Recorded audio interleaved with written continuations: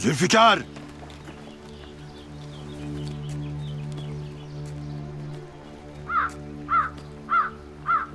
O kız bu çiftlikten gidecek. Beyim, Gökhan'la Selçuk Beyler... Lafımın üstüne laf koyma. Bu kız bu çiftlikten gidecek.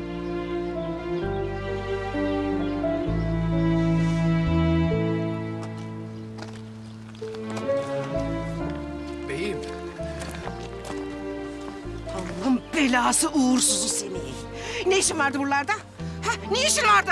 Kız sen bizi işimizden, gücümüzden, ekmeğimizden mi edeceksin çıban başı? Kız demedim mi ben sana gitme oralara diye? Ha? Demedim mi ben sana? Ömrümü yedin. Ömrümü yedin kırmızı kafa. Kalk kız buradan. Kalk biz beni de vur. Allah'tan Ali Hikmet Bey seni yolluyor da kurtuluyorum senden. Defol.